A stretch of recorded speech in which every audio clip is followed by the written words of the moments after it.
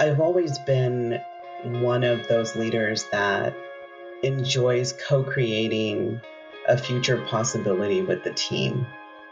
And in my own personal leadership philosophy, the way to do that is to hear as many voices as you can. And that includes your team, your customers, the stakeholders that are investing in the work that you have, so that you can create a meaningful, impactful outcome for the organizations that you're serving. I'm not looking for members that have the same talent, the same background, or otherwise we're going to get the same thing. But does this new person complete us? Does it offer us anything else that we need to make a greater impact? Welcome to Digital Workplace Impact Podcast. I have to say, coming back into the studio to have a chat with longtime member Toni Vanwinkle was just such a thrill. Toni is the Vice President of Digital Employee Experience at Adobe, and I've decided to dub her DEXecutive of note as part of this conversation. And Toni has been recently recognized by the ACG Silicon Valley as one of the top 40 leaders to watch this year. And today, we'll be diving into some incredible milestones and insights from her career. Just to name a few things that we explored together, they include things like Toni's key strategies for building onboarding and mobilizing inclusive and high-performing teams. We talk about her vision for the future of work, including the most significant opportunities and challenges for companies in the next 10 years.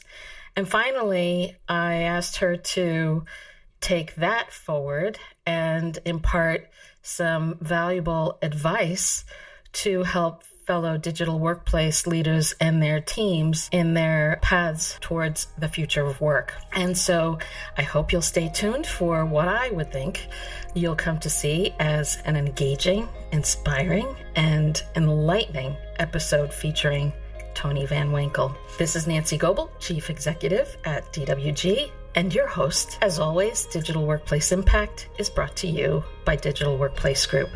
Happy listening. Toni, I am just thrilled to bring you into the Digital Workplace Impact Podcast studio. We have collaborated on so many events and conversations over the year. I was so surprised to realize that we hadn't yet ventured into this podcast series and conversation yet. So I recently was on LinkedIn and saw some of the happenings in your orbit, and that gave me pause to say, we have to bring those things together. Great story and conversation with another first with DWG. So I am just so happy to welcome you into the studio today. Nancy, I'm always delighted to be in the same virtual or physical room with you. You bring so much wisdom, and, the podcast is named right, Impact.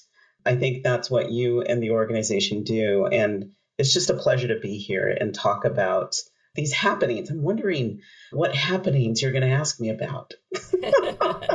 Well, today I think we're going to put a little bit of a magnifying glass on what's going on in your circles. And I say that because when I was on LinkedIn some weeks back, it just seemed like there were so many interesting career milestones happening in and around your day-to-day. And I just love opportunities to hone in on impact stories of a different sort, in the sense that when I see leaders who are sharing what I like to call their sparkle, not only with their teams, but our wider industry circles, that's a moment that's worth having conversation around. And so, for starters, you were recently recognized by the ACG Silicon Valley as a top 40 leader to watch this year.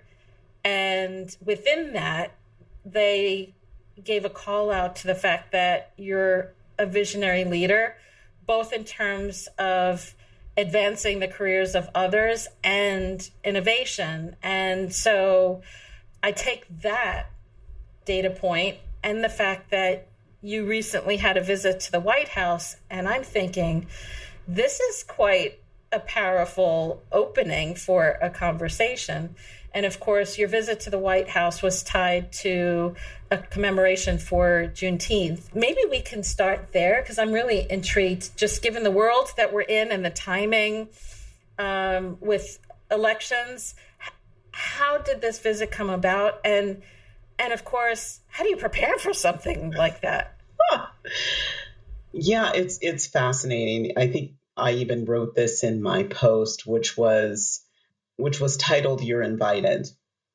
And I received an invitation in the email that said, President Biden and the First Lady would like to invite you to the White House to celebrate Juneteenth. And in the business I'm in, at looking at messages and emails and digital communications, of course I thought, this can't be real. So it has to be a phishing attack of some kind, and validated that with our government relations team. And it was in fact real. Myself and some of my colleagues were invited to this event. Adobe sponsored the celebration itself, but a few of us executives were invited to actually meet the president and vice president and do a bit of a tour of the White House and enjoy a concert afterwards. For me, what an honor to be invited to the White House, period. And then the second piece that I thought about is what an honor as an African-American woman and a citizen of the United States to be at this incredible moment where we're celebrating something that is so meaningful to me, my family, and my heritage. I was invited because I've been involved in diversity and inclusion efforts at Adobe for some years.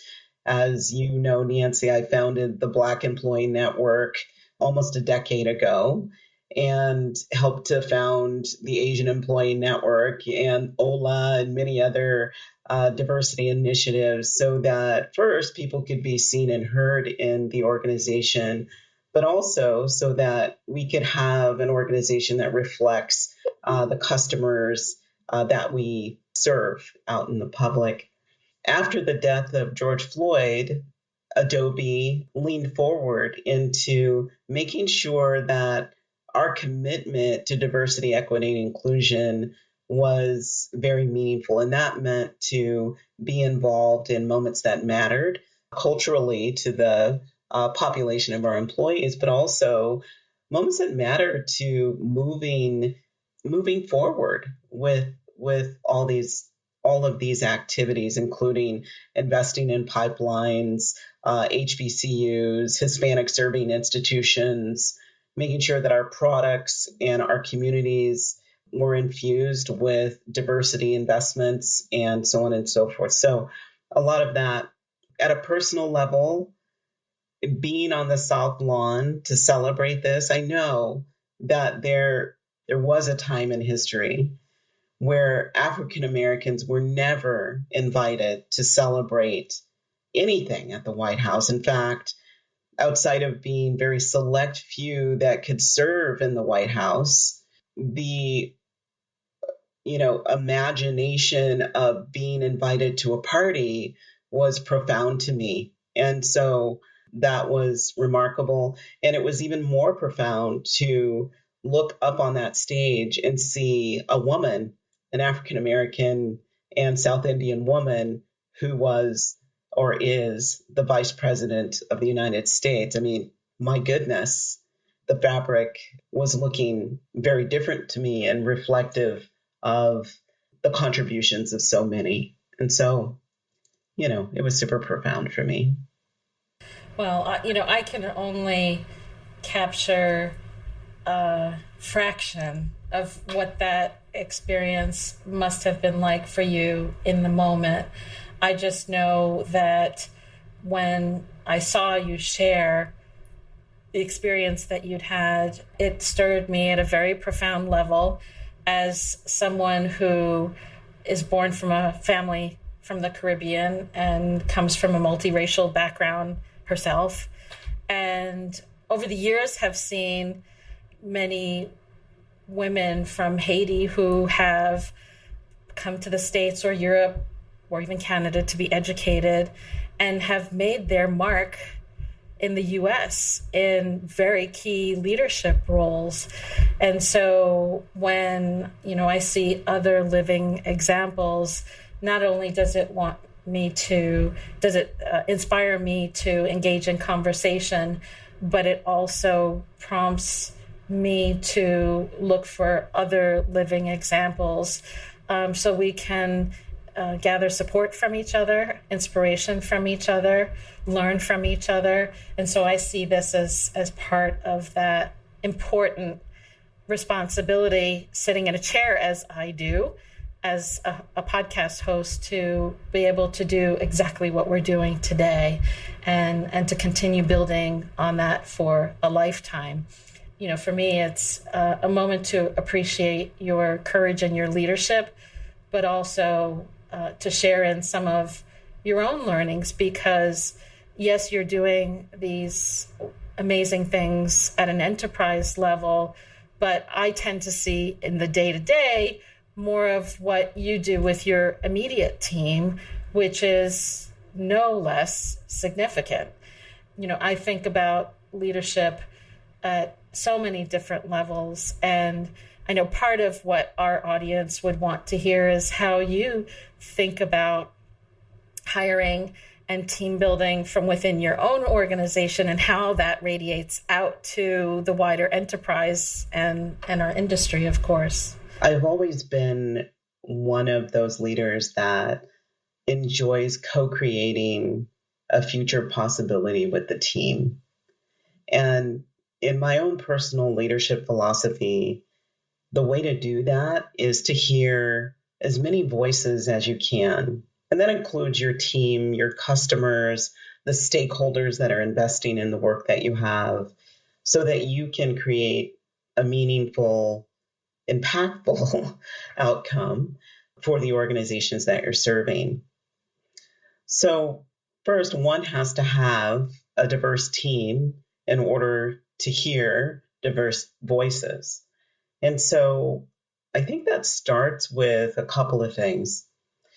Looking at when you have an opportunity to grow or form a team, looking at the talent pool that you want to acquire talent from.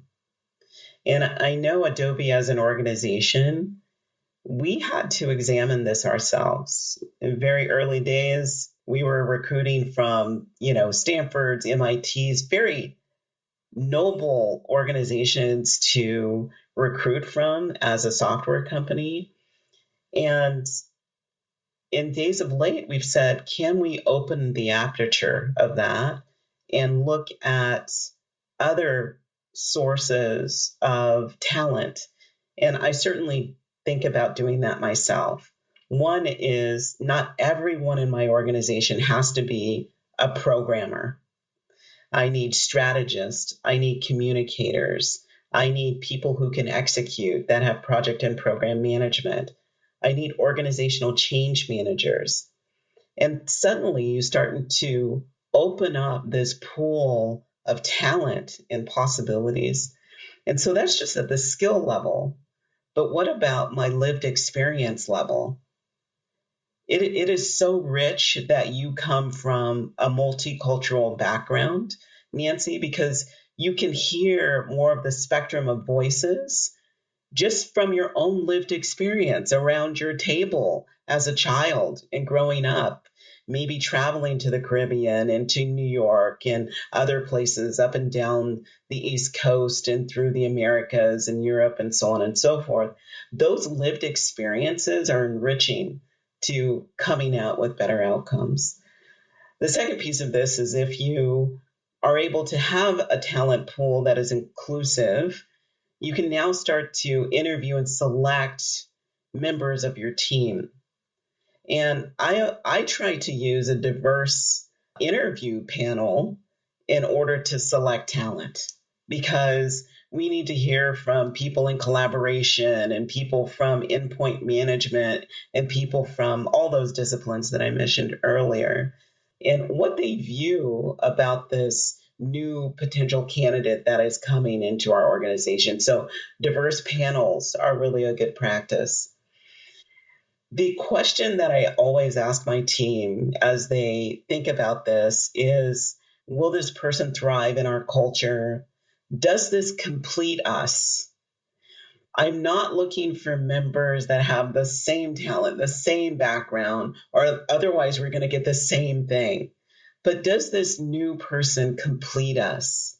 Does it offer us anything else that we need to make a greater impact? And then we make decisions based on all of those inputs. But I think you need to create the container for inclusivity. And that begins with making sure that you can hear all of the voices and invite people to be heard. When we look at groups of people like mid-career hires, meaning they're not coming into a team like yours fresh out of school, what does the onboarding process look like? How do you help create the gel factor, so to speak, that helps that team feel complete when newcomers do come into the mix? Because very often when you're catching individuals at a mid-career hire level as opposed to a management training program, the cost of hire and the cost of attrition can be quite high. And so learnings around building a new team, because effectively when you add new blood, new talent, new thinking, in a sense, you're building a new generation of your team. So any thoughts, learnings that you can share there? I love this, and many people don't really process that notion that one person changes your entire team, and it really does. Some of the practices that I employ are kind of a restart for the entire team, which is, do you understand the role of this person and why we need this person in our organization to complete us? And that can be a conversation that happens way before somebody enters the team, kind of signaling that there will be a shift, getting other people ready for the change. And then once a person is starting that onboarding process, another statistic, and I've read this in research, it may have changed over the years, but the first 90 days really decides if a person going to stay with your organization or not. Their experience in that first 90 days is important. So making sure that you're having some kind of teaming event that introduces the new person into the team and the existing people to the person that is coming in, so that folks understand who the players are and who their partners are, as they move through the organization. The other thing is, here's a list of people that I would really like you to meet. And we set up one-on-ones with critical stakeholders and partners and, of course, colleagues that the new joiner needs to meet. We hopefully deliver a good onboarding experience in terms of all the technical things that you need, all the training you need up front, and so on and so forth. And that includes, the casual things. Don't eat lunch alone. Eat lunch with somebody. It could be just as casual as that, so that people start to feel that they're integrated into the organization. And regardless of where you're getting hired in my particular organization, I personally want to have a one-on-one with you. I do this with our interns. I do this with middle management. I do this with executive hires, just to make sure they understand the vision that I have for the organization, the culture that I would like to create in the organization, and this ideal of making sure that we're thinking about outcomes and we're thinking about developing, differentiating human experiences in our organization. And albeit we're not operating at the same scale inside of DWG, that's a point that I can echo very strongly. So, in my role as chief executive, I'm meeting, albeit virtually most of the time, people coming into the organization to do those same things in terms of making sure purpose is clear, talking about opportunity to share thoughts and ideas and suggestions for how to make the best of the experience and to foster an open virtual door for conversation, because fresh talent bring fresh ideas and sometimes fresh feedback too about how things are going. But all of those are points to learn and build from. 100% agree with you. I find it so personally inspiring, especially with mid-career and interns, to hear their opinions about, for example, their onboarding experience. There's some really interesting strategies that we can be inspired by through that dialogue. So, yeah. Absolutely. And of course, with the scope of your team being digital employee experience, that is real-time user feedback that you can draw upon in that moment. So we've talked a little bit about creating that hiring pool. We talked a little bit about onboarding. Then there's the day-to-day. And I know one of the things that you talk about, not only in sharing with other leaders, but in terms of your personal approach to leadership, is that it's important to be outcomes based. For generations, there were managers who led by walking around or had certain expectations around face time, and clearly that is not how you are operating, nor what you encourage others to do. So it might be interesting to reflect a little bit about some of the challenges that you see most typically involved in making that shift, and how you're operating with a digital employee experience team that is outcome focused. And that's important because I'd say in our industry, measurement and outcomes tend to be the thing that people still have to work extra hard to be able to lift up into the storytelling part of individual and collective team performance. So just to bring it back, some of the challenges around shifting from observation to outcomes, and then some learnings in how you've addressed that. It's interesting. So that the listeners understand kind of the scope of work that is in my remit. So I have productivity applications, so that's automating processes, including things like the support processes for our employees. I have the collaboration teams that has the strategy on the technology we use for virtual meetings, chat, all of the Microsoft Office suite, and how we work within those systems. I have everything around employee technology and support. That means your laptops, your desktops, your cell phones, and all of those services, as well as what we call tech cafes around the world that help our employees with support. I have the HR technology stack, enterprise learning, and a number of other things, including the technology that goes into our real estate. So as we build buildings around the world, I'm working with our workplace strategy team and our real estate teams to make sure that the digital experiences in those places make sense. And when you think about that remit, there's a lot of operations in there. And for years and years and years in operations, we have been about activities and output. How many cases did I close today? What is the top case that I have?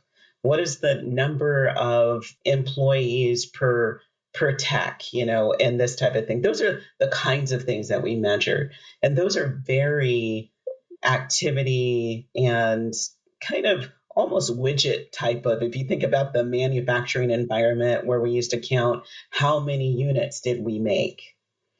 so it's very natural for people to kind of think about that. And what I've tried to do with the team is say, well, to what end are we doing this activity? We still need to do the activity. We still need to be very good at operations, but to what end? And one of the examples that I draw from is when I first started the organization. The formation of this particular organization that I have did not exist before 2016 when I developed at that time the digital workplace organization. That's now the digital employee experience organization. I was speaking to the gentleman that runs support, and I said, please give me your metrics around support. And he said, sure, Toni. I said, great. He says, our number one support case is password reset. And this is probably not foreign to most people. Password reset. And he was super proud that he knew the top 5 cases in password reset was the one. And I said, well, how long has that been your top case? He says, well, definitely over a year. Really? Well, why has it been that way for so long? Well, because this person in this other part of the organization needs to do something in order to help us solve the problem. Oh, well, great. Then let's go talk to that person. And we talked to that person, and that person said, well, hey, it's not me, it's this other person. Okay, well, guess what? We're all going to get into the room, and what we're going to do, the outcome that we want for this is we want an outcome to remove password reset as a case within our ecosystem. We no longer want password reset as a problem in our environment. And they're like, what?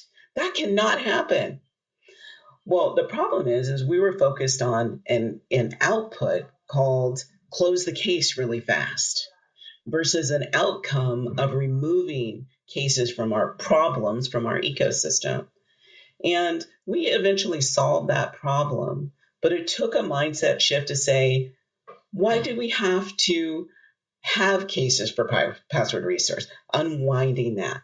How could we honor the intelligence of our employees and say they could reset their own password if they needed to? And then we unwound that. And what if we had an environment of high security and high whatever? What kind of automations could we put in place?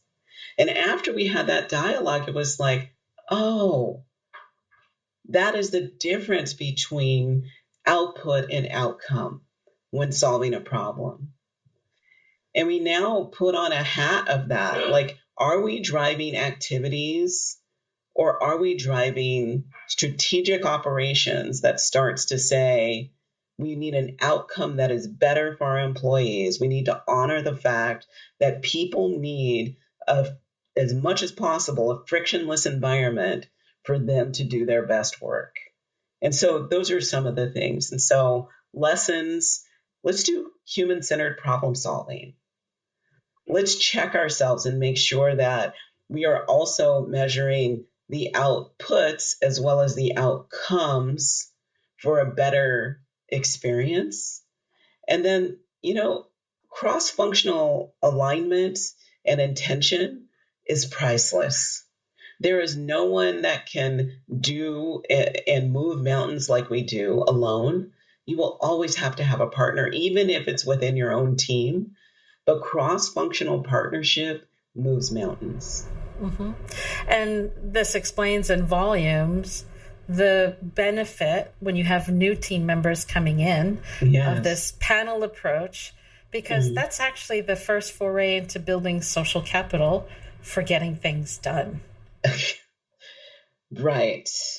I say trust is a currency that is both earned and pays dividends.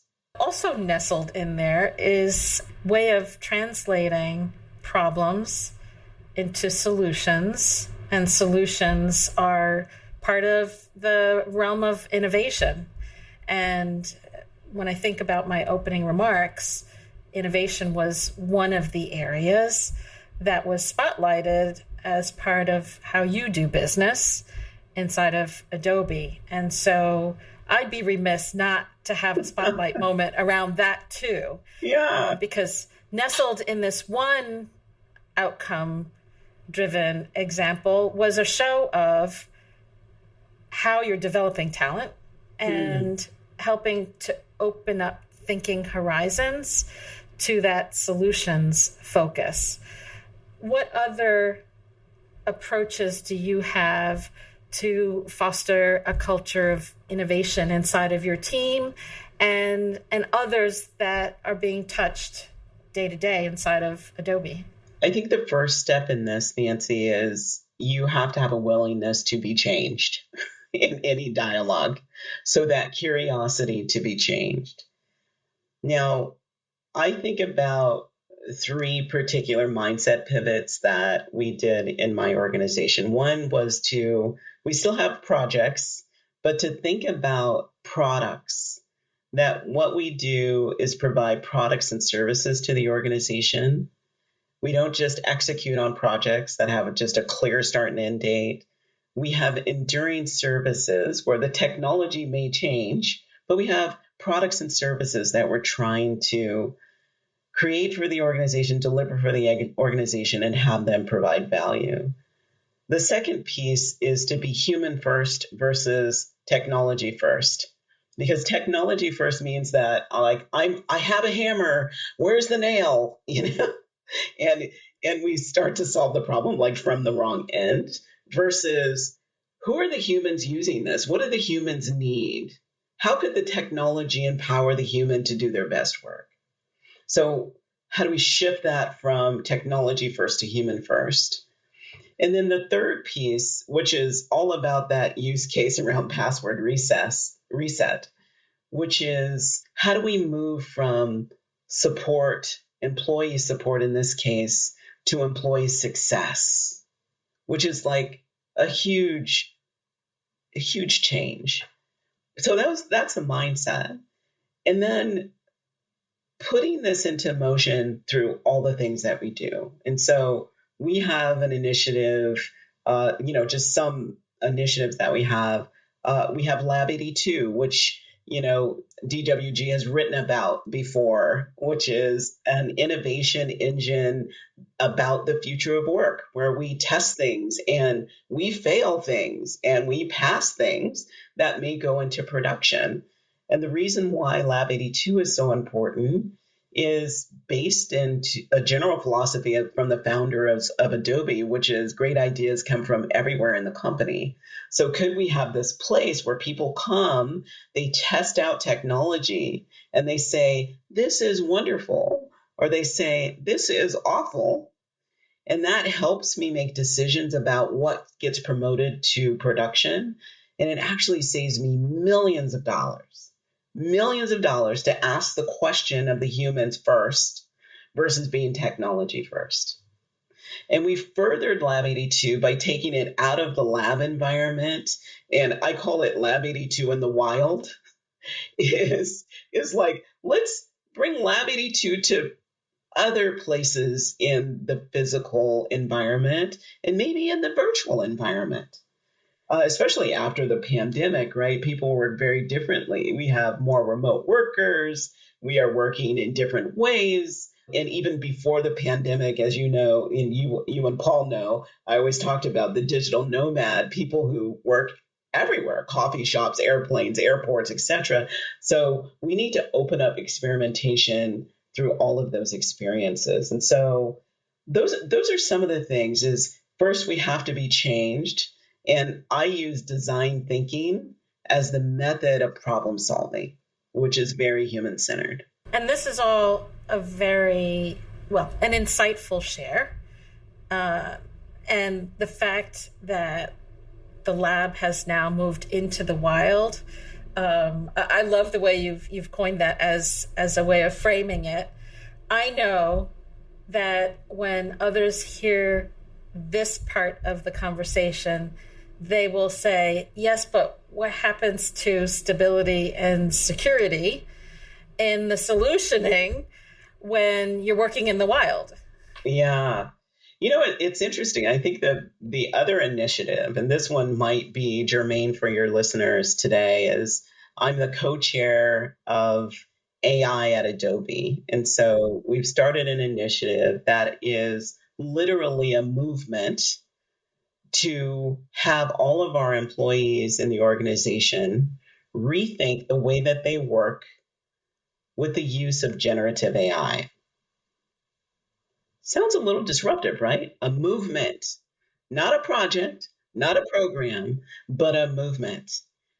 And the way that we've thought about this movement is saying we want the solutions to be closer to the problem. So we've set up work streams by persona-based groups. For us, it's the builders, the people who build software, design software. It's the customer facing, those who touch our customers in sales and customer success. We have the enablers like myself and HR and finance. We have what we call the communicators, executives that need to land a message, and professional communicators. And we've created work streams, and we said, experiment with AI and solve problems. And then you start to get this experimentation and you get these wonderful real life use cases of really big problems that need to be solved. And then you put the wood behind that arrow. So balancing operations and making sure that this is an enduring change is where it becomes tricky. You need to give people safe environments to experiment. That means rules, guidelines, etc., and tools. And then when it graduates, that's when you start to put the structure in so it's not disruptive when you roll this out to the entire environment. And you can do this with your operations team. You can do this with a broad base initiative like AI at Adobe. You can do this in your digital workplace environment or your digital employee experience. Some months ago, I heard the CEO from Avanade say, either be the disruptor or be disrupted. Yes. And this is the perfect example of how to think about this movement that you're creating. You're building champions who are disruptors. Mm-hmm. And leveraging AI not only to get tasks done, but to think about their work differently. And that's inspiring, empowering, and enabling. And I'm sure if we were to check in a year from now, 18 months from now, it will have spurred more ways than I can think of, or we can think of today, around how work has changed inside of Adobe. Oh, absolutely. Absolutely. Yeah. We're coming down to our final minutes together, and I have to do a little bit of future gazing with you. Clearly, AI is a piece of the puzzle, but based on what you're seeing, what you're doing, what you're thinking about, what do you see as some of the most significant opportunities for companies, digital workplaces inside of the next 5 years, 10 years?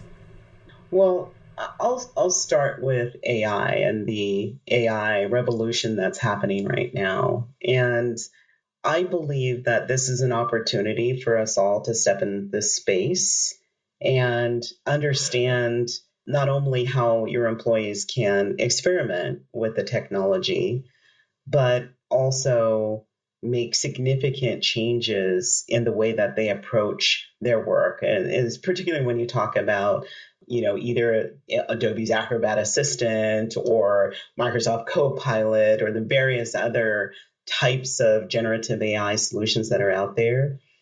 Thinking about this as augmentation and a superpower.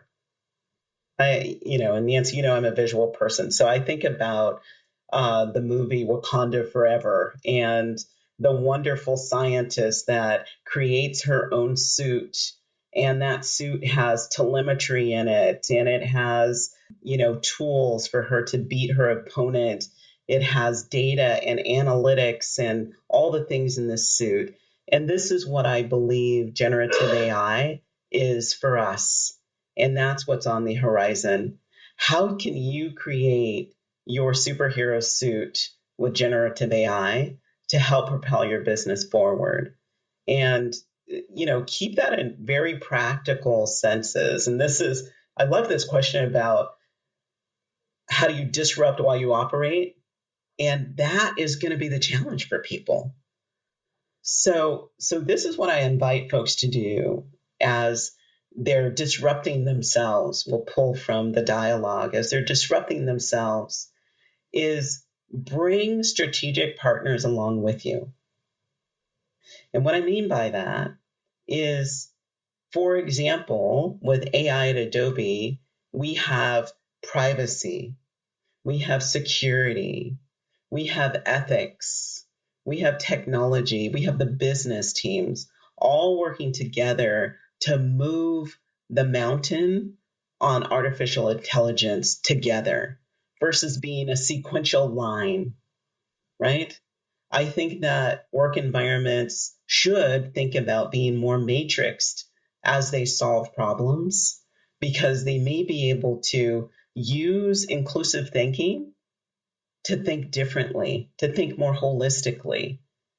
And that's the kind of thing that I believe will help us in the next 1 year, 2, 5, and decade, is we need to change the way we think about departments and silos.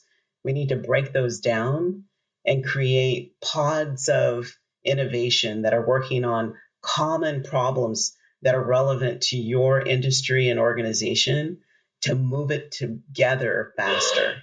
So you anticipated what my next question was going to be, which is fantastic, as always, because I was going to ask you to offer a piece of advice for your fellow digital workplace leaders and their teams. You've done that.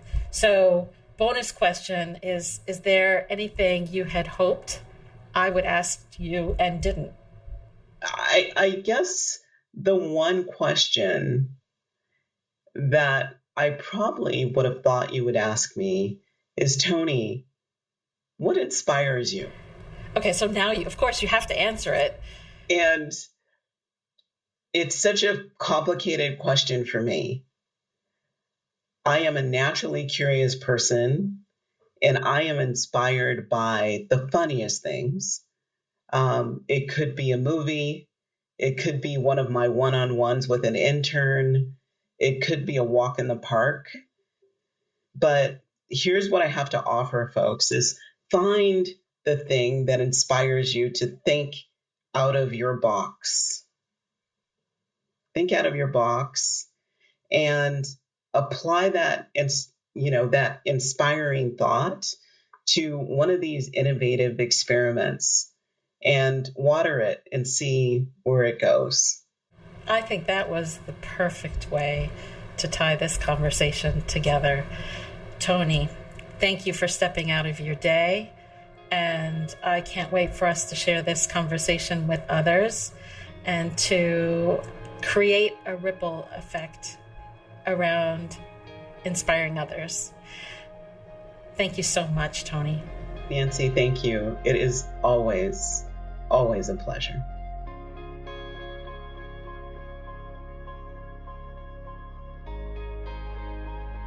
Digital Workplace Impact is brought to you by the Digital Workplace Group. DWG is a strategic partner covering all aspects of the evolving digital workplace industry, not only through membership, but also benchmarking and boutique consulting services. For more information, visit digitalworkplacegroup.com.